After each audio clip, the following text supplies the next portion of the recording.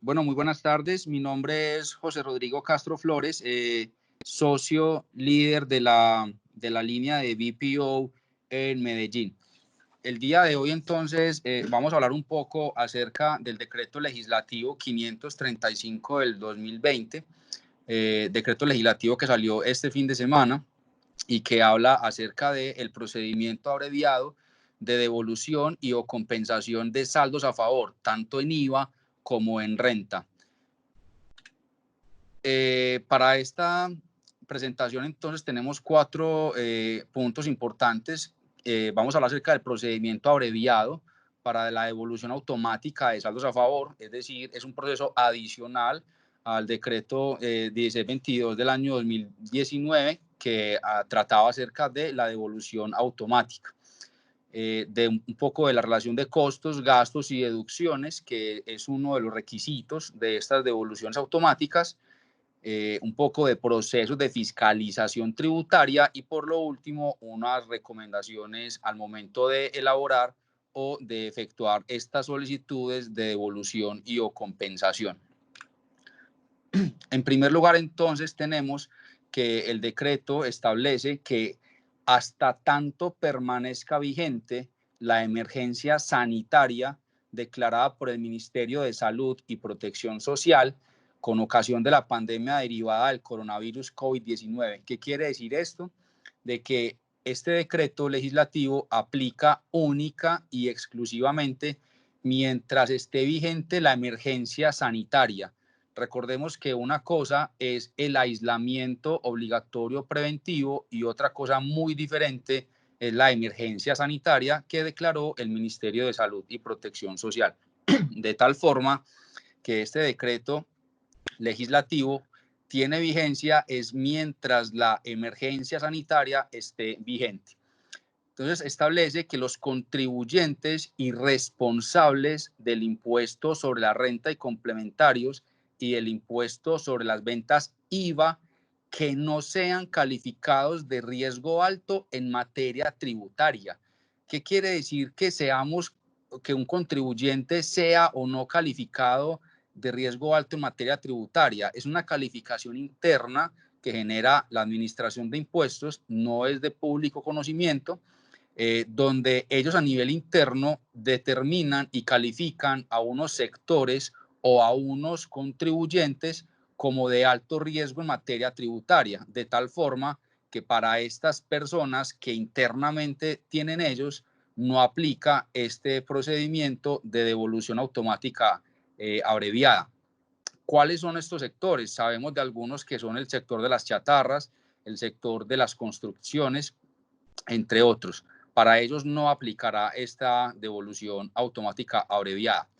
Se les autorizará la devolución y o compensación de los respectivos saldos a favor mediante procedimiento abreviado dentro de los 15 días siguientes a la fecha de presentación de la solicitud de devolución y o compensación oportunamente y en debida forma.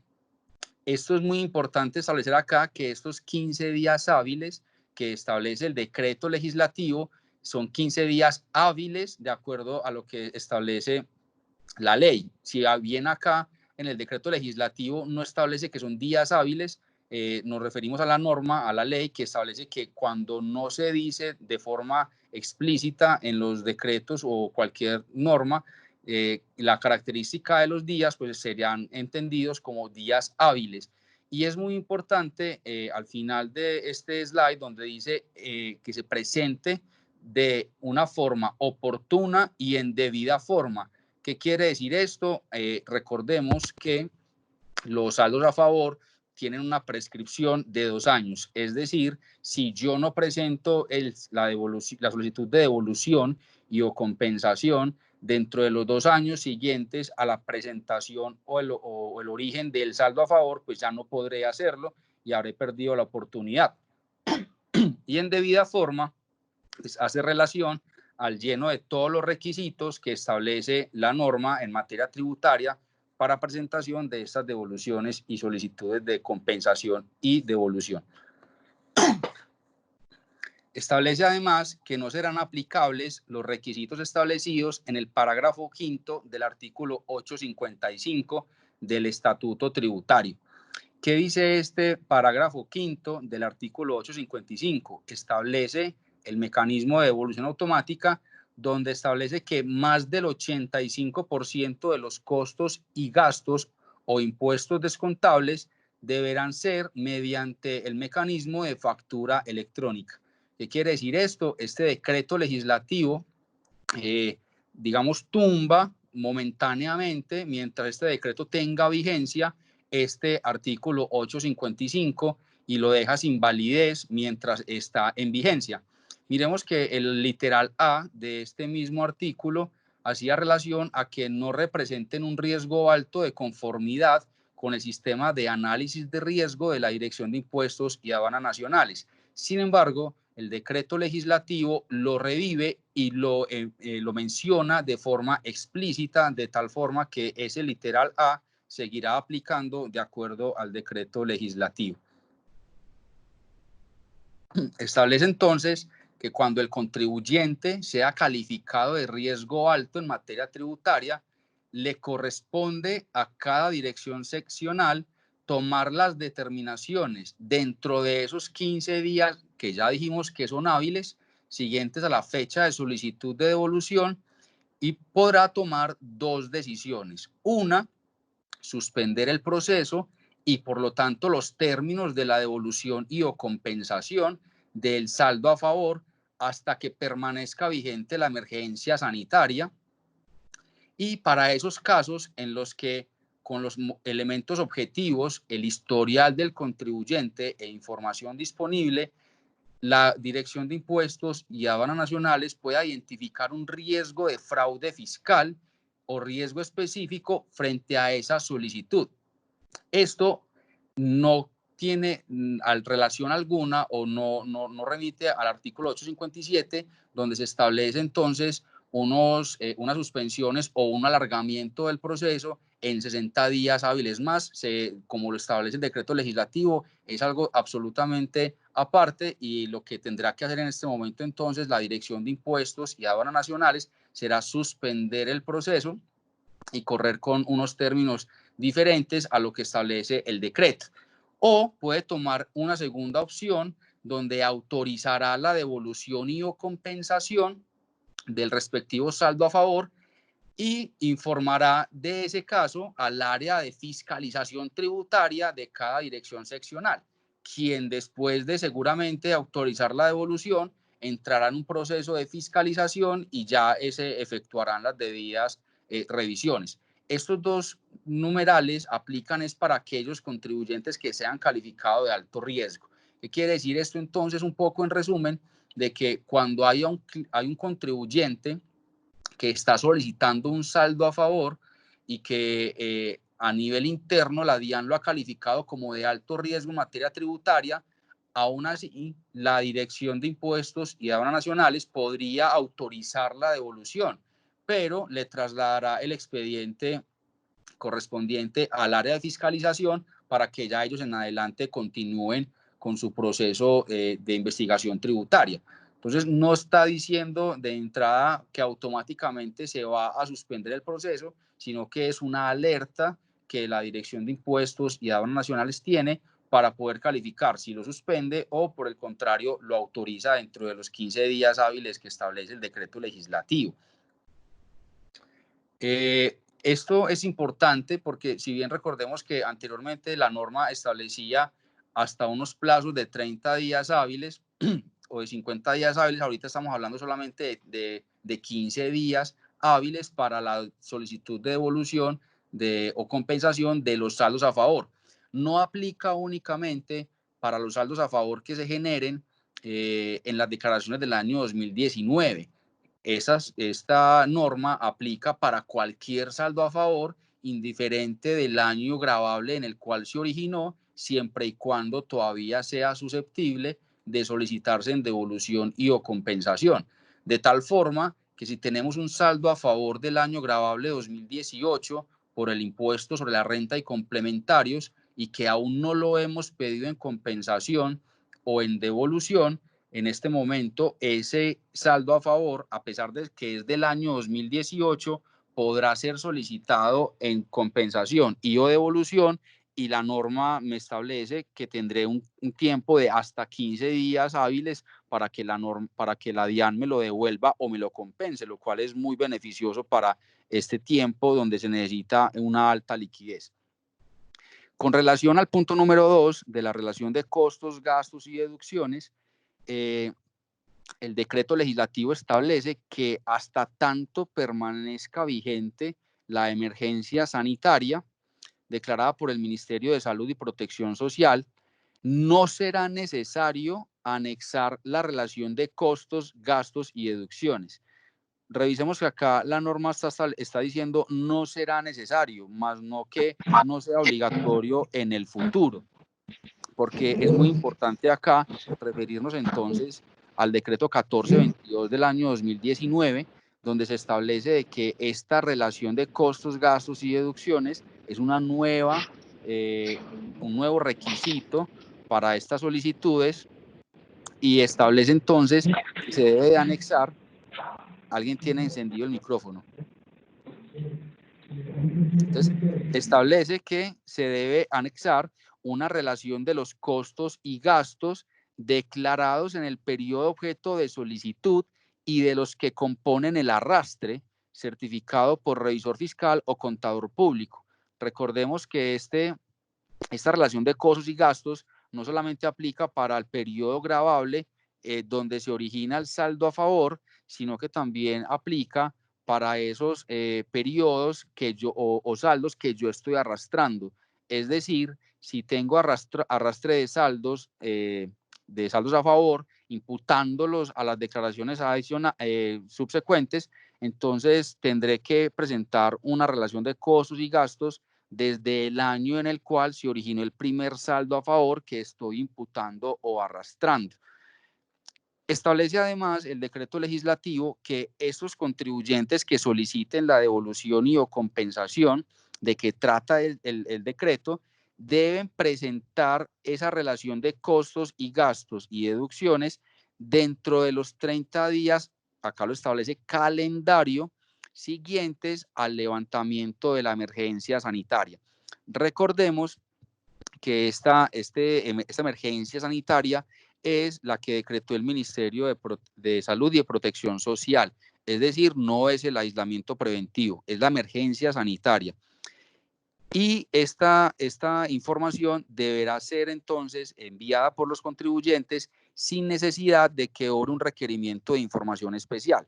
Acá hay algo muy importante, y es que no debemos esperar que la DIAN nos emita un requerimiento para enviar la información. El decreto legislativo está diciendo, después de que haya pasado la emergencia sanitaria, se haya levantado la medida de emergencia sanitaria en el país, usted tiene 30 días calendario para enviar la información, a pesar de que ya le hayan devuelto o compensado el dinero.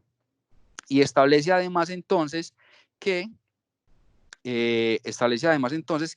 esas personas que no envíen esa información, el incumplimiento de ese envío de esa información estará sujeto a las sanciones establecidas en el artículo 651.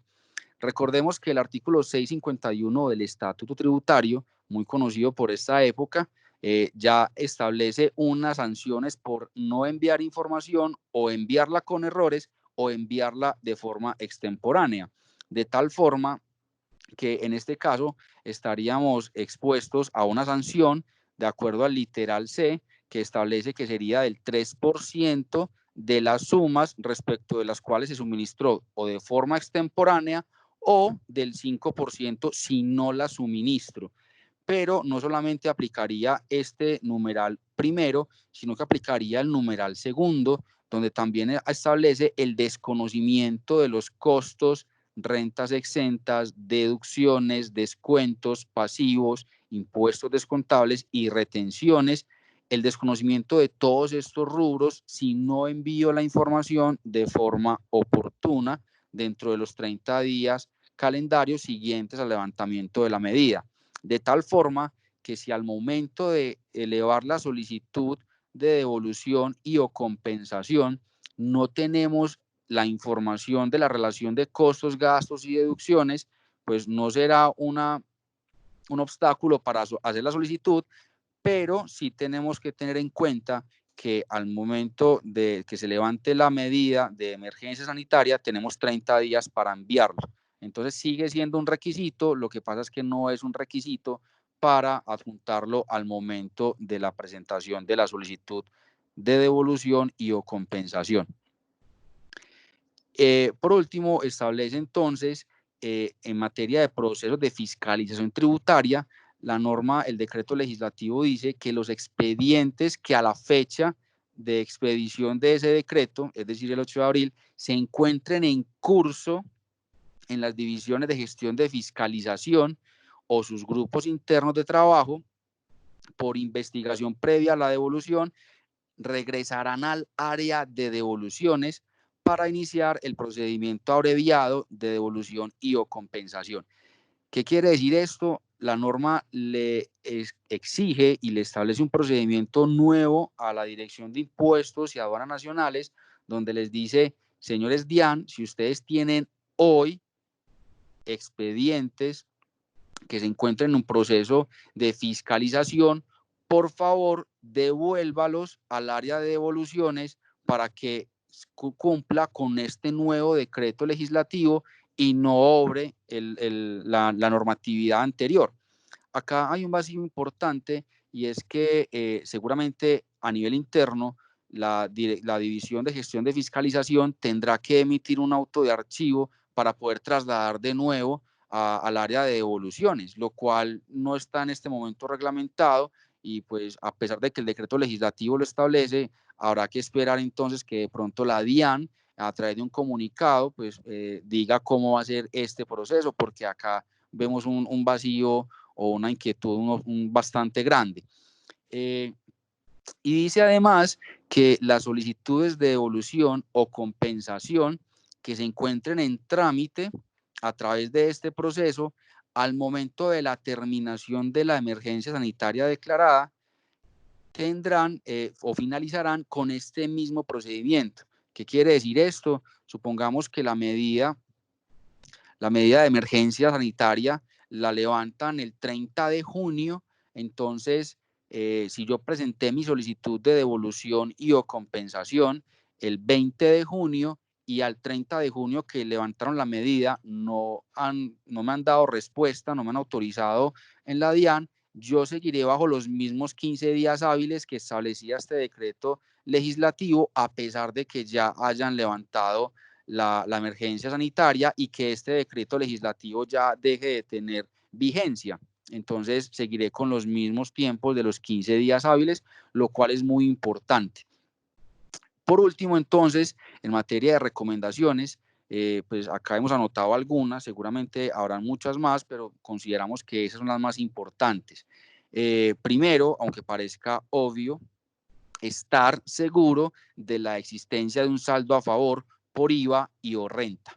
¿Por qué? Porque hay muchas veces donde nos basamos en la obligación financiera del contribuyente o estamos tomando un nuevo cliente, recibiendo un nuevo cliente, haciendo un empalme en contabilidad, haciendo un empalme en revisoría fiscal y en la obligación financiera todavía aparece un saldo a favor, pero ya fue devuelto.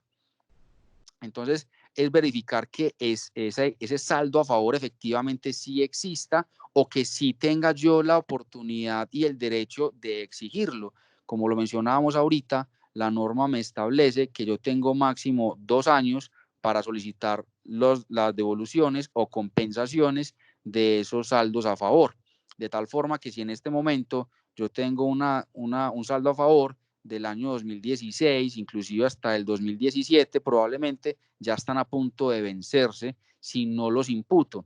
Recordemos que ahorita sacaron un decreto a través del cual ampliaron los plazos para presentar las declaraciones de renta. Entonces, si yo presenté mi declaración de renta del año 2017 con un saldo a favor en abril del 2018 y la declaración la dejo para presentarla en mayo del del 2020, pues acá lo que voy a tener entonces es una posible pérdida de saldo a favor. Entonces es muy importante estar seguros de que efectivamente tenemos un beneficio, tenemos un saldo a favor que no ha sido devuelto, que no ha sido compensado, que no lo he imputado y que pues no está prescrito.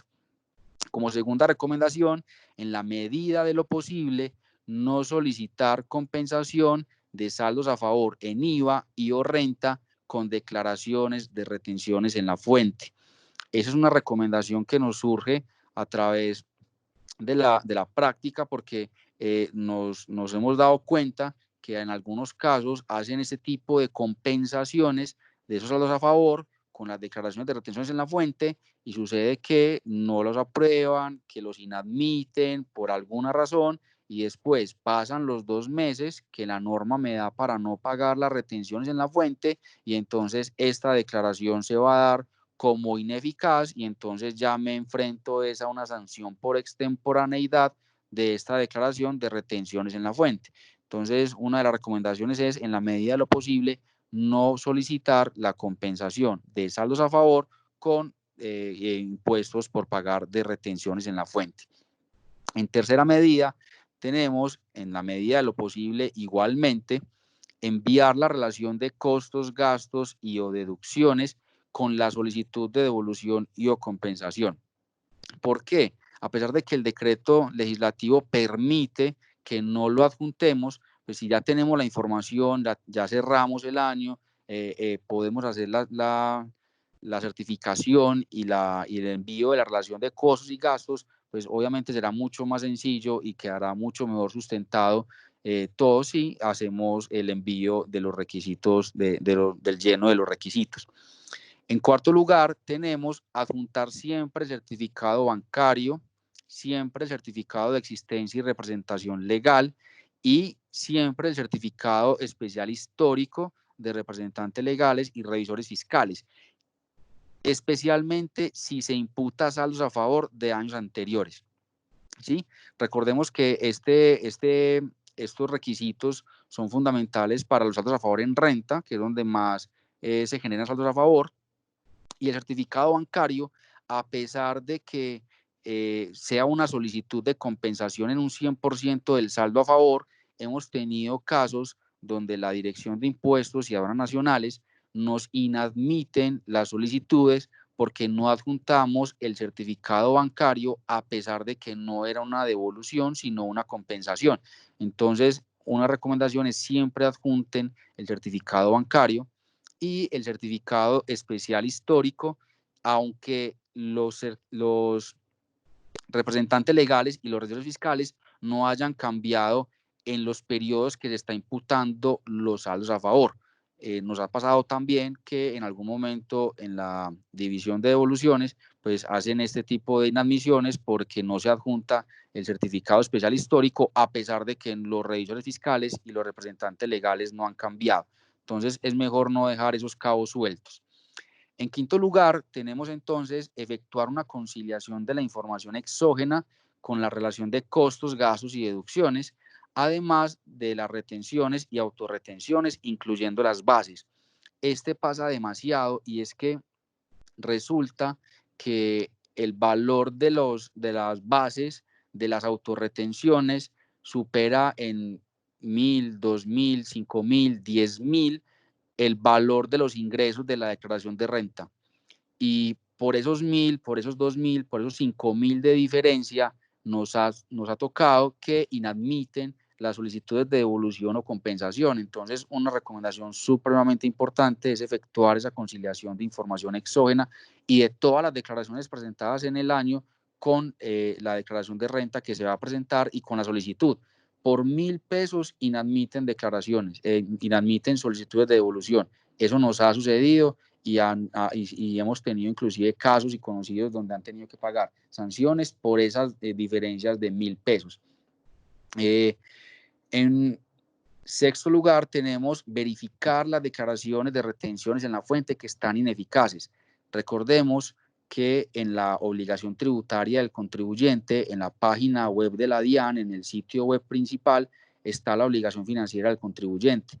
y también puede ser que por 1.000, por 2.000 pesos, la declaración haya quedado como ineficaz porque no se pagaron a tiempo, porque no se pagaron los intereses completos, etcétera. Entonces, muy importante verificar que no hayan retenciones en la fuente ineficaces, porque si hay retenciones en la fuente ineficaces dentro del periodo que se está cubriendo con la declaración de renta, eso da una causal para inadmisión de la solicitud. En séptimo lugar, tenemos todos los formatos prevalidadores firmados siempre por revisor fiscal o contador. Si la compañía está obligada a tener revisor fiscal, pues tendrá que tener la firma del revisor fiscal, y si no, pues siempre firmados por el contador.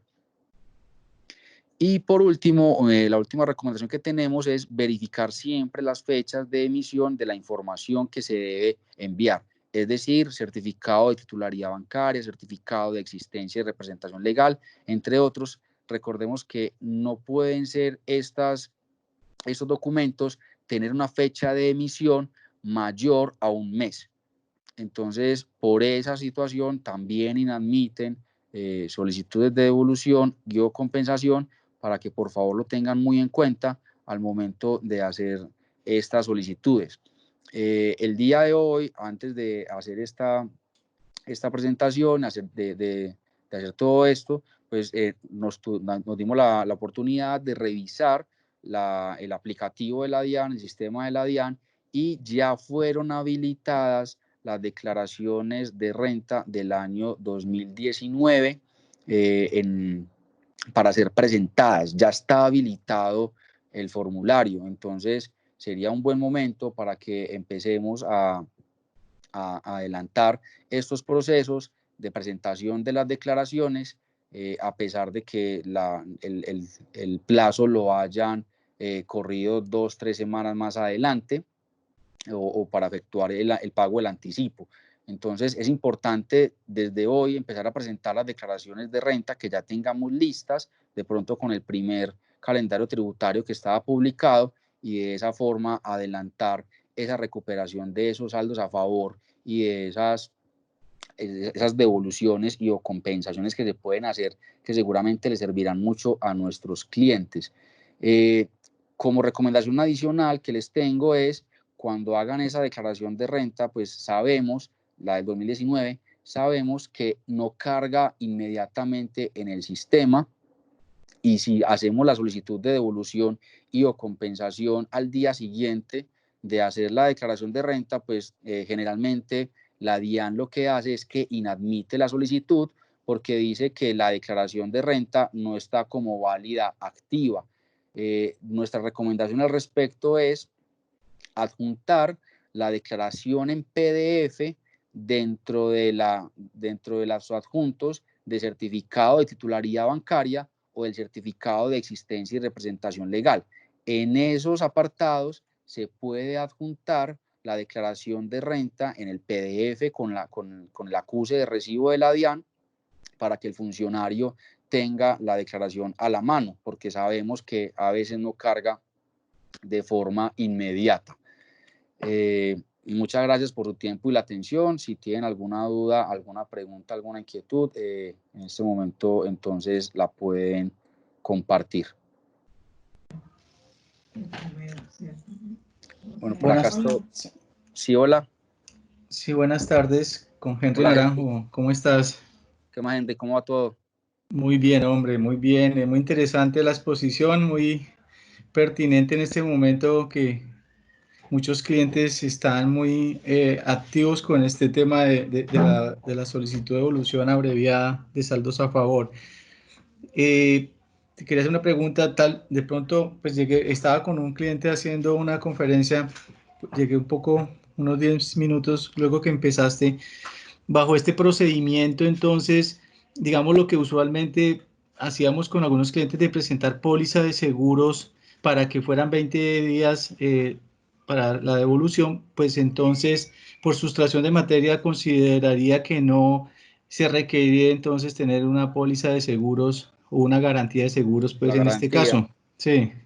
Sí, claro, pues yo también considero, Henry, que no aplicaría porque inclusive en este decreto legislativo está disminuyendo mucho más aún el plazo a lo que establece la norma cuando damos una garantía para la solicitud de devolución o compensación. Entonces yo pensaría que no habría validez o necesidad de esa póliza adicional. Sí, de acuerdo, estamos de acuerdo y es un ahorro también para los clientes porque pues estas pólizas tienen un costo importante. Muy alto, muy alto. Sí. Es Ok, verdad. José, muchísimas gracias por la respuesta, hombre. Ok, Muy amable. muchas gracias a usted, Henry. Con referencia a la pregunta de Juan Carlos Moreno acerca de la plataforma para enviar la relación de costos y gastos, recordemos que la norma, el decreto 1422, que salió en agosto del 2019, establecía que la DIAN tenía 6 meses para desarrollar estos mecanismos. Hoy estamos a 13 de abril y sin embargo no lo han desarrollado. Es decir, que la relación de costos y gastos debe seguir siendo adjuntada de acuerdo a las recomendaciones que tiene la misma DIAN a través de un archivo en Excel. Generalmente lo que hacemos en la compañía en Medellín es que enviamos los auxiliares de la contabilidad y enviamos una certificación firmada por el revisor fiscal haciendo alusión a ese archivo y que ese archivo ha sido sustraído de la contabilidad en sí. Entonces, hoy no existe esa plataforma que la DIAN ya estaría obligada a tenerla, por lo tanto, tendríamos que seguir utilizando la plataforma que hoy en día existe y adjuntar la certificación en PDF firmada por el revisor fiscal o contador, de acuerdo a cómo sea la característica de la compañía, y adjuntar el Excel con la relación de costos, gastos y deducciones que estamos tomando en esa declaración de renta. Acá también está comentando Juan Carlos Moreno que si el RUD está desactualizado también la inadmiten, es absolutamente cierto. Acá nos pregunta María Orduz, ¿el certificado especial histórico qué validez tiene? Tendrá toda la validez siempre y cuando tenga fecha cierta, es decir, máximo un mes de haberse emitido por parte de la Cámara de Comercio donde esté registrada el domicilio principal de la compañía. Por acá está el doctor Henry haciendo la pregunta de la póliza. Y acá hay una pregunta del señor Andrés Felipe Ladino. Si tengo un saldo a favor desde el año 2013, entiéndase que ya quedó en firme y voy a solicitar la devolución en renta del año grabable 2018, ¿tengo que adjuntar la relación igualmente o solo de los años que no estén en firme? Si el saldo a favor del año 2013 fue imputado o arrastrado a las demás declaraciones en adelante, lo podemos hacer. Y para este caso, por ejemplo, si el saldo a favor del año 2013 lo fui arrastrando hasta el año grabable 2018, en este momento lo que tengo que hacer, a pesar de que la declaración esté en firme, tengo que presentar las seis relaciones de costos, gastos y deducciones que conforman ese arrastre de saldo a favor. Es decir, tengo que hacer una certificación por cada año y tengo que enviar cada una de las relaciones de costos y gastos, a pesar de que ya esa declaración del año 2013, 14, 15, 16 y seguramente 2017 ya haya quedado en firme. La relación de costos y gastos es para todos los años que componen el saldo a favor, materia de devolución o compensación. Acá está diciendo la señora María Orduz que si se pidió un saldo a favor al inicio de año, ya fue aprobado por la DIAN y se envió el certificado especial histórico, aconsejan adjuntar nuevamente ese certificado para esta nueva solicitud. Como lo decíamos ahorita, si esa solicitud fue presentada hace más de un mes y el certificado tiene más de un mes de emitido, deberá entonces solicitarse un nuevo certificado a la Cámara de Comercio para poder adjuntarlo, porque si no, ya no tendría validez y lo que vas a tener es una inadmisión por parte de la DIAN. Acá Estefanía Muñoz nos pregunta si una devolución de saldo a favor en renta está inadmitida, ¿qué debo hacer para volverla a presentar? Debo esperar hasta que la DIAN la baje del sistema. Acá tenemos varias situaciones. Si la solicitud ya fue inadmitida, pero todavía no la han bajado del sistema, tú no podrías en ese caso entonces montar una nueva. Lo que te recomiendo en este caso es que desistas a través de esa misma aplicación, que desistas de esa solicitud de devolución o compensación. Cuando tú desistes de esa devolución, inmediatamente se te habilita de nuevo para que presentes una nueva. Es muy importante algo acá y es el vencimiento de los términos. Miremos que las resoluciones de inadmisión al final siempre dicen que el contribuyente tendrá un mes más a partir de esa notificación para volver a presentar la solicitud de devolución y o compensación o remediar las situaciones que dieron lugar a la inadmisión. Esto no tiene ninguna implicación si estamos solicitando saldos a favor del año 2018, porque todavía tengo tiempo para que se cumplan los 2 años. Pero cuando ya esa declaración o ese saldo a favor ha cumplido los 2 años y yo no presento de nuevo la solicitud de devolución dentro del mes que me da la resolución de inadmisión, el saldo a favor se puede perder, porque ya han pasado los 2 años y la resolución de inadmisión que me está diciendo que me daba un mes más también ya pasa, el saldo a favor inmediatamente se pierde, para que lo tengan muy en cuenta. Okay, por acá nos confirmaba Andrés Felipe Ladino que sí se había arrastrado desde el 2013, entonces sí es necesario hacer la relación de todos los años que están componiendo el saldo a favor y el arrastre. Y me pregunta entonces Estefanía que si puede desistir así ya esté la resolución de la inadmisión. Sí, efectivamente se puede desistir para que te puedan dar de baja la solicitud de devolución del sistema, aunque ya esté la resolución, porque es un proceso netamente del sistema para dar de baja la solicitud. No afectaría esto la resolución de la inadmisión. Pregunta Andrés Felipe Ladino si tiene que ser una certificación por cada año. No es necesario. Cuando hablamos de la certificación de existencia y representación legal histórica, se emite una sola. La Cámara de Comercio generalmente nos pregunta desde qué año. Nosotros lo que recomendamos es desde el origen de la compañía, es decir, una certificación especial histórica desde la fecha de constitución de la compañía, de los representantes legales y los revisores fiscales. No es necesario una por cada año, con una sola tiene cubrimiento absoluto. Mauricio, disculpa, Mauricio es el nombre. Hola, José Castro. José, hola, con Andrés Felipe Ladino de Bogotá, Hola, ¿cómo Andrés. estás? Es que Hola, Andrés, yo fui conmigo. el que te hice esa pregunta, Sí. pero para darle claridad, no me refiero a la certificación, digamos, de que somos los revisores fiscales, sino hablo es de la certificación que firma el contador, donde pues relaciona los costos y gastos. Es que Okay. te entendí que tiene que ser una certificación donde indique que los gastos y costos fueron pues precisamente para cada año. Entonces entiendo que una por cada año. Pero si ves la imagen que te envío, pues en la página de la DIAN solo dice que pues una relación con todos los gastos, costos, y debe ir certificada. No nos habla del año grabable ni tampoco nos dice que debe ser una por todas. Entonces quisiera aclarar más ese punto. Dale, claro que sí. Mira que en la imagen que envías dice relación de los costos y gastos declarados en el objeto solicitud y los que componen el arrastre. Cuando la norma nos dice y los que componen el arrastre son los años gravables que estoy arrastrando o imputando ese saldo a favor. Cuando yo me refiero a una certificación por cada año gravable, podría ser también una sola certificación en varias columnas por cada año gravable. O sea, podría ser una sola certificación, pero que incluya todos los años gravables que estamos certificando y enviando la información de los costos y gastos.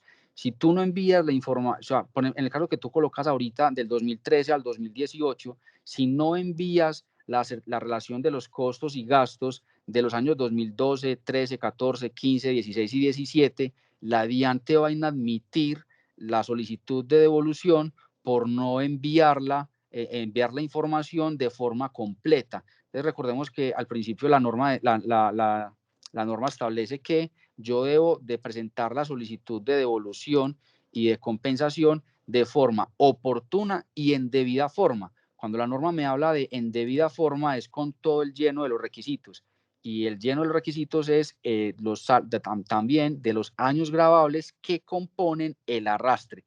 Es lo mismo que sucede, por ejemplo, con el formato 1220, cuando yo tengo saldos a favor de varios años. Yo debo de enviar también el formato 1220 de cada uno de los años que me componen ese saldo a favor. En este caso, por ejemplo, que mencionas que tengo un saldo a favor desde el 2012 que he venido arrastrando hasta el 2018, has arrastrado 6 meses, has imputado 6 años, has imputado 6 años, tanto costos y gastos como retenciones en la fuente. Es decir, que para este caso particular que nos pone sobre la mesa, tendrías que emitir una certificación por cada año de los 1220 también, es decir, un prevalidador 1220 de cada uno de los años que componen ese arrastre y también de la relación de costos y gastos. Entonces sí hay que hacer una o por cada año o una que incluya todos los años, pero sí debe de ser todos los años que componen el arrastre. No sé si de pronto te queda claro. Sí, José, muchas gracias. Con Totalmente mucho claro. gusto. Ok, Andrés, con mucho gusto. Por acá nos pregunta Disnardo Cáceres, tengo una inquietud, acá en Bucaramanga algunos de nuestros clientes no han modificado en Cámara de Comercio ni en el RUT en el nombre de la razón social de RCM Colombia. Es decir, que no han actualizado la razón social de su revisor fiscal. Eso no es una causal entonces para que te inadmitan. Podría llegar a ser un tema con la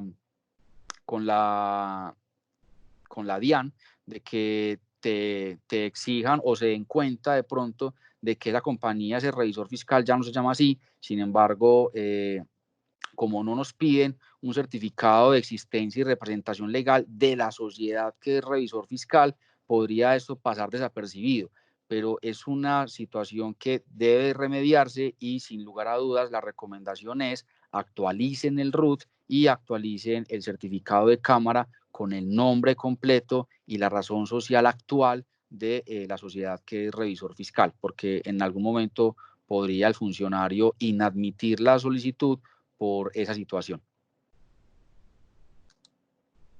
Por acá Gloria Marín nos pregunta si después de que realicen la devolución y luego de que realicen el proceso de fiscalización determinen devolución improcedente, ¿aplicaría sanciones? Claro que sí, aplicaría sanciones y tendríamos la necesidad entonces de devolver el dinero del excedente y para eso también tendríamos unos intereses. Y ese tema de las devoluciones improcedentes no solamente aplica para el decreto legislativo, sino para cualquier momento. Entonces, sí es muy oportuno que, obviamente, cuando hagamos ese tipo de solicitudes, estemos muy seguros de que el saldo a favor ha sido estimado de forma adecuada. Por acá está viendo la apreciación Gloria de que para el 1220 se debe hacer una por cada año. Ok. Bueno, entonces esa era la información que queríamos compartir con ustedes el día de hoy. Por acá hacen otra pregunta José Miranda. Pregunta si me pueden inadmitir por costos y gastos de declaraciones que ya están en firme, pero de las cuales estoy arrastrando el saldo a favor. Efectivamente, eso daría lugar a una inadmisión si de pronto la relación de costos y gastos no cruzan con la información. Pero es más un tema de forma de que no, la información que enviaste en el Excel o la información de la certificación no cruza con la información que está consignada en la declaración de renta. Sin embargo, si la declaración de renta ya está en firme, y pues ahí lo que tendríamos que hacer es que modificar y actualizar la solicitud de la relación de costos y gastos, pero no habría lugar a que abran la declaración porque pues ya quedó en firme, por lo tanto la DIAN no podría proferir ningún acto administrativo sobre esa declaración en puntual, más sí sobre la que está imputando el arrastre. Entonces es muy importante que esa relación de costos y gastos tanto como la relación de retenciones en la fuente, pues obviamente tenga concordancia con la declaración de renta que estamos solicitando en el arrastre. Bueno, Mauro, yo creo que esa es la información. Si tienen alguna duda al respecto, en la presentación igual está colgada en el RSM link, y también entonces tienen mi contacto, saben que habló José Castro, socio director de la línea de BPO en Medellín. Tenemos a plena disposición todo nuestro equipo para con ustedes. Muchas gracias, Mauro. Buena noche para todos y por acá seguimos conectados.